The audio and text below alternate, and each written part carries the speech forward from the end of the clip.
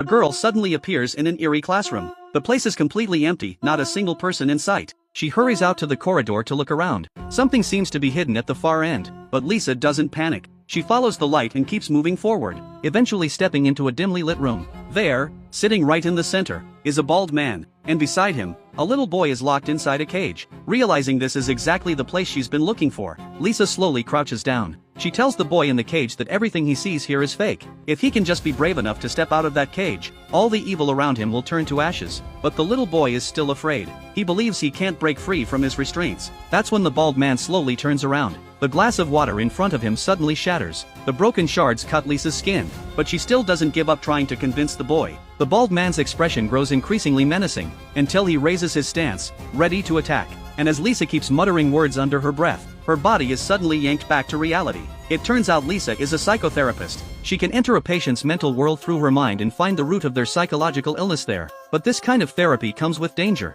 because if either of them gets hurt in the mental world, that harm is reflected in reality too. Lisa tells her patient she's found the cause. Everything stems from his childhood trauma. Afterward, her daughter Jordan comes over to ask about the session. She wants to know what her mom saw in there. Lisa says she saw the patient's gym teacher, a twisted man who used to abuse children. The patient has been trapped in a cage by his childhood shadow, so as long as he can step out, he'll be free. While they're talking, someone knocks on the door again. Jordan opens it to find a little girl. The girl says she snuck out without her father knowing. She has a strange illness and wants Lisa's help. Jordan quickly brings her inside and sits down to ask some basic questions. The little girl claims she's only 14. After her mother died, she's been haunted by an evil entity. She heard that Lisa can drive away unclean things, so she came to try her luck. Noticing the girl's arms are covered in scars, Jordan can't help but feel suspicious about this request. Besides, this is the first time she's heard anything about ghosts.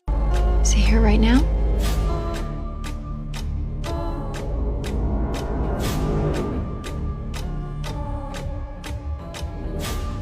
There's nothing in the direction the girl points to, but her expression is dead serious. That's when Lisa senses something is wrong inside the room, but when she steps out to check, a dark shadow nearly makes her faint. At the same moment, someone pounds on the door. It's the girl's father, looking for her. Jordan tries to approach and ask questions. The girl cries out for help, but the man completely ignores them and forcibly takes the girl away. Lisa still hasn't recovered. She clearly saw an evil entity just moments ago. A short while later, Jordan tells her mother everything that happened. She says the girl was referred by Agatha. Judging by the girl's behavior, she didn't seem to be lying. Lisa tells her daughter to never bring this up again. If the girl is truly possessed by an evil entity, then no one can help her. Jordan thinks her mom is exaggerating. She believes a healer's duty is to save people. The two of them get into a heated argument over this, but Lisa still refuses to budge. That evening, Lisa finds her daughter for a heart-to-heart talk. She reiterates just how dangerous the evil entity is, but Jordan still can't understand. She thinks danger isn't a reason to refuse. Besides, how can you know it's dangerous if you haven't even tried?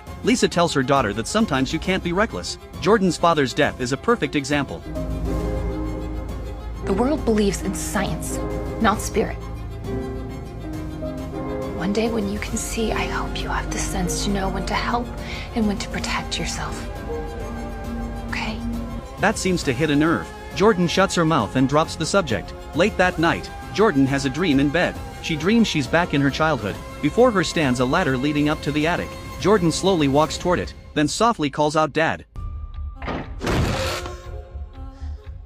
When she wakes up, it's nothing new to her. She's had the same dream many times before. The next morning, bright sunlight streams through the windows. Jordan comes out dressed casually. Lisa asks where she's going. Jordan says she's going out with friends and might not be back until evening. Lisa wants to ask more, but her daughter has already rushed out the door. The truth is, Jordan lied. She's not meeting any friends. She's gone to Agatha's house. After a night of thinking, Jordan has decided to help the little girl herself. Agatha was once one of Lisa's patients, but later became a family friend. Jordan gets straight to the point. She wants to know the details about the girl from yesterday. Agatha doesn't hide anything. She says the girl's father is a carpenter. He learned about the girl's condition while having custom furniture made, so Agatha recommended he go see Lisa. With a clear answer in hand, Jordan follows the address to the girl's home. The place looks deserted. The house is just a simple single-story structure. Jordan knocks on the door first, no answer, so she goes around to the back. Through the basement window, she spots what appears to be the little girl from yesterday. To investigate further, Jordan musters her courage and opens the back door. The room inside is dead silent, not a soul around. An eerie atmosphere fills the air. Judging by the direction of the basement, a door soon comes into view. But this door seems to be just decorative, behind it is nothing but a thin layer of clothes in a wardrobe. Clever Jordan doesn't leave right away. She instinctively pushes the clothes aside to check, and sure enough, there's a hidden door behind them. She finds a suitable tool in the house and pries the lock open. Just as she suspected, behind the hidden door is the basement she saw earlier. She carefully creeps inside, searching. Before long, Jordan senses the little girl nearby, but before she can see what's going on, she's ambushed the very next second. Meanwhile, Lisa finds it strange that her daughter's call suddenly dropped. She couldn't make out those last words. Right then, Agatha calls too. She wants to know if Jordan found the girl. The moment she hears this, Lisa snaps wide awake. She immediately realizes her daughter might be in danger. On the other side, Jordan wakes up to find herself in a sealed room, her wrists tightly bound. She slowly turns her head to look around. Beside her lies a woman who looks almost withered away. Just as Jordan feels completely lost, the little girl's father walks in. Jordan desperately begs him to let her go, claiming she came to help the girl. But the man doesn't care at all. He says no one can help. The only thing he can do is keep finding food. Jordan tries to say more, but the man won't listen. Then the little girl quietly enters. Without a word, she walks straight to Jordan and places her hand on her.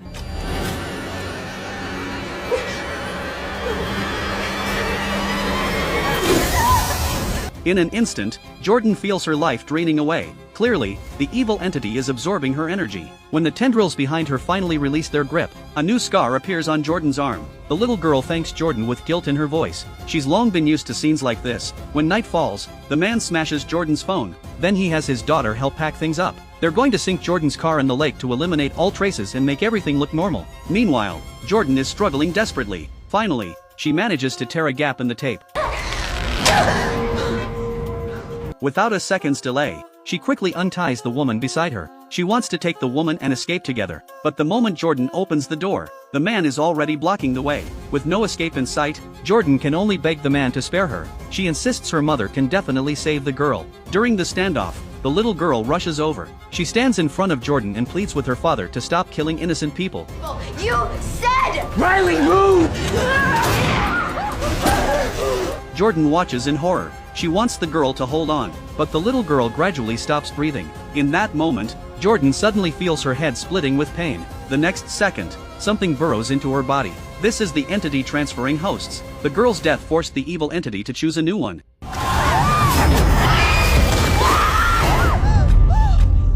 Jordan regains consciousness and runs. She can no longer worry about the woman still struggling with the man. The man turns to check on his daughter, muttering in self-blame, but there's nothing he can do. Jordan has just escaped the house when she sees her mother arriving. Fortunately, this time it's a close call with no real harm. Surely Jordan will never act on her own again. The man also runs out and starts his truck, fleeing the scene before the police arrive. The next day, Lisa takes her daughter to the station to give a statement, but the truth of what happened is too much for the police to believe. The officer thinks Jordan may have suffered extreme shock, which is why she's saying such outlandish things. As they leave, the chief tells Lisa they found a large number of remains at the scene. The gruesome sight was like something out of hell. Although the suspect has fled the city, he'll still assign officers to protect Lisa's family. Back home, Lisa senses something might be wrong with her daughter, so she decides to enter Jordan's mental world to take a look.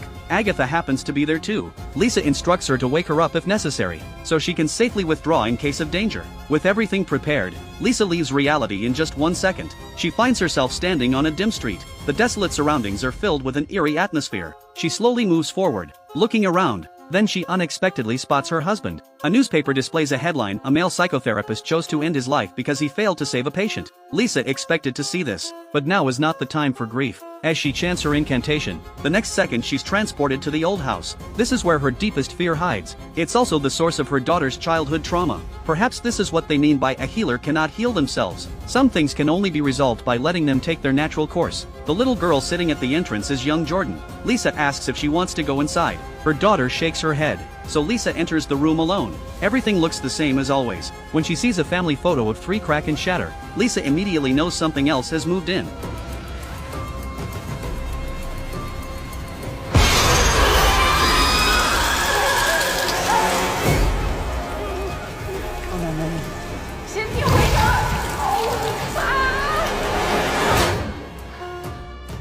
A slap yanks Lisa back to reality. Now she knows the evil entity has attached itself to her daughter. What just happened is terrifying, but what should she do next? To find a way to deal with the entity, Lisa has no choice but to investigate the original little girl's background. She soon arrives at a hospital, the one where the girl's mother died. After inquiring, she confirms the mother did indeed die here, but her attending physician retired shortly after. Without wasting time, Lisa follows the address to the doctor's home. She claims she has a patient with similar symptoms and wants to know how the doctor handled it. The doctor can tell Lisa isn't lying, so she slowly recounts her experience. In 40 years, numerous senior physicians had never seen such a condition. The patient seemed to be consumed by something. All her organs were gradually failing. No one could diagnose what illness this was. Even the world's most advanced equipment couldn't detect anything. She reached out her hand.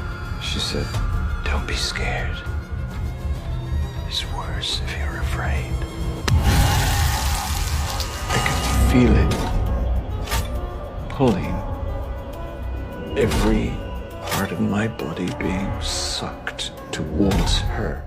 The doctor says it completely exceeded all understanding, so everyone agreed it must be supernatural. The doctor shows Lisa her own scars. Clearly, anyone who's been drained by the entity bears marks. The doctor continues, in the final days, the patient's daughter stayed by her side until she died. After hearing all this, Lisa feels lost. The doctor warns her to stay away. There's no other solution. Back home, Lisa begins poring over relevant materials, trying to find how others dealt with this before. Fortunately, one article reveals that to completely get rid of the evil entity, there are only two possible methods: either transfer the entity to someone else, or enter the entity's mental world and destroy its core. Lisa's expression turns grave. She feels her abilities are limited. Achieving either of these seems nearly impossible. That night, Jordan has the same dream again, but this time, the scene has changed. Countless eerie tendrils extend from the attic, as if trying to devour the entire dream. Jordan instinctively steps forward to look. She hears indistinct whispers coming from inside the attic.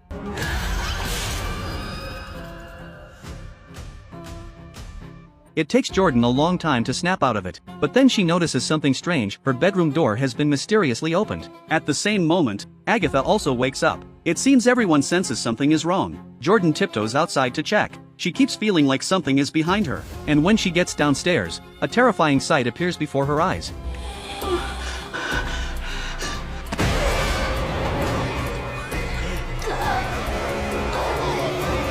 By the time Lisa discovers Agatha has collapsed, Jordan has already been taken by the little girl's father. Lisa screams Jordan's name in panic, but it's too late. Unable to find any trace of her daughter, Lisa has no choice but to rush outside and call for the police. The officers in the car only then remember their duty. Half an hour later, Lisa is back at the police station. It's the only place that still feels safe. The chief reassures her that all available units have been deployed and they should catch the suspect soon. Meanwhile, the man has used his pickup truck to transport Jordan to a forest. He plans to secretly bury her alive here. His goal isn't revenge. He wants to use this method to permanently destroy the evil entity. The shaking of the wooden crate soon wakes Jordan. She pounds on the box desperately, begging for mercy, but the man has made up his mind. Jordan's pleas have no effect. He drags her into the deep pit he's already dug. The man looks at his handiwork with satisfaction, then turns and leaves. His methods are ruthless, but can the evil entity really be destroyed this way? Before long, Lisa is listening to the chief's search update when she's suddenly told the killer has turned himself in. Lisa screams at the sight of him, furiously demanding where he's taken her daughter. After calming down, Lisa begs the chief to let her speak with the suspect alone. It's against protocol, but given that Lisa is a psychotherapist, the chief ultimately agrees. They enter the interrogation room. Without a word, Lisa begins her technique. Stop!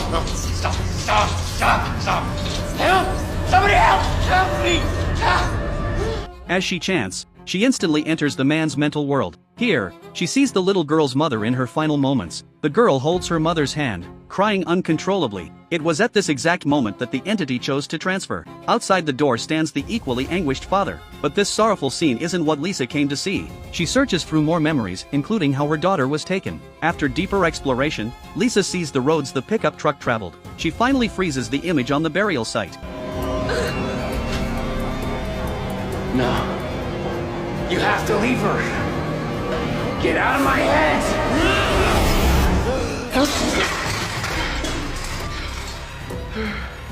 Back in reality, Lisa now knows the truth. The man realizes something is off too. He says Jordan must die, or the entity will harm more people. The chief doesn't understand what just happened. but vaguely senses Lisa's ability. Lisa can't afford any delay. She immediately calls Agatha for help and speeds away from the station. On the other side, as Jordan's fear grows stronger, the evil entity slowly emerges from her body. Before Jordan officially dies, the entity must consume its host to survive for a while longer. At the same time, guided by the images in her mind, Lisa and Agatha arrive at the burial site. Before long, they pinpoint where Jordan is buried. Just as the police follow them into the forest, Lisa finally digs down to the wooden crate. Jordan. She's alive. Jordan is barely alive, but thankfully, there's still a sliver of a chance to save her. Lisa tells Agatha that Jordan doesn't have much time left. She needs to enter her daughter's mental world again, find the entity, and stop it from consuming her further. To perform the technique without interruption, Agatha must go out and distract the police. Otherwise everything they've done will be for nothing. Agatha understands immediately and climbs out of the pit. As Lisa begins her chant, she opens her eyes once more in the mental world. She walks quickly toward the house and immediately spots her adult daughter. Jordan is extremely weak. She wants to go inside with her mom, but Lisa stops her. She doesn't want her daughter taking risks alongside her. Then she picks up an oil lamp and enters the room. This time, the eeriness is far worse than before. Lisa knows she can't fight the entity head-on, so she's already decided to offer herself as bait. But if the right opportunity arises, she'll try to strike back. Before long, she turns into a corridor. The ladder ahead is daunting. Lisa doesn't want to go up, because the attic holds her deepest fear. But to save her daughter, she forces herself forward. After climbing up, she uses the lamplight to scan her surroundings. Pay attention to the body hanging in the center. It's Lisa's husband, the demon she's never been able to face. Ever since his death, the attic has become an insurmountable chasm between mother and daughter. Suppressing her inner torment, Lisa avoids her husband and moves toward the corner. Soon the evil entity appears before her. It slowly approaches Lisa, repeatedly whispering, "Feed me."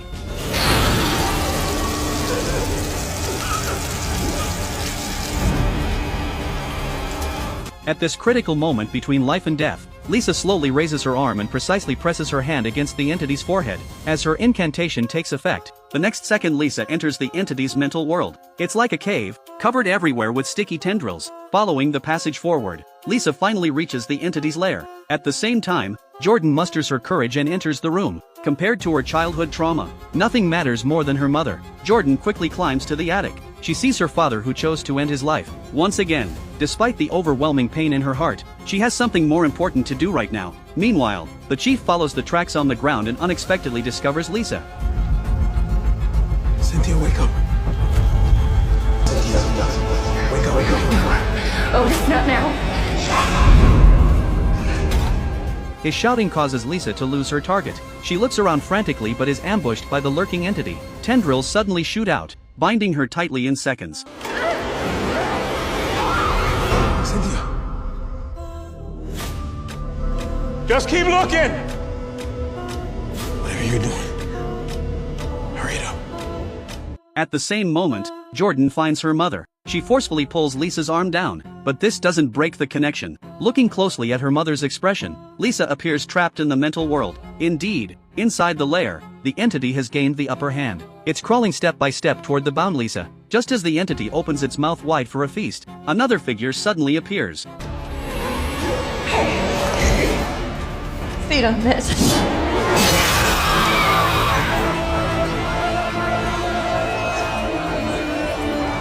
While the entity recoils in pain, Jordan quickly frees her mother from the restraints. Then together, they raise their weapons, blow after blow. With relentless fury, mother and daughter hack the evil entity into a pulp. With that, the entity's core is completely destroyed. The evil has been truly eliminated once and for all. When Lisa snaps back to reality, everything is finally over. The perceptive chief instantly understands what happened. He quickly calls his team over to help. We found her! Get EMS here now! Call it in! 6 months later, Lisa visits her daughter's mental world once more, but this time, the scene has changed dramatically. Lisa approaches her daughter and says she wants to take young Jordan to visit her father. Together, they walk into the room and arrive at the corridor leading to the attic. With her mother Lisa's encouragement, Jordan climbs the attic alone, the place she never dared approach. Then she unties the rope holding her father. As his body is lowered down, Jordan's emotional knot is finally untied. In the end, through their ordeal, mother and daughter not only killed the evil entity but also resolved the inner demons they could never face on their own. Honestly, this film is a pleasant surprise. You have to admit the plot is quite interesting. While the first half's pacing is a bit slow, the tension and twists in the second half are more than enough to call this a quality film. If you're interested, go check out the original movie. That's where today's story ends.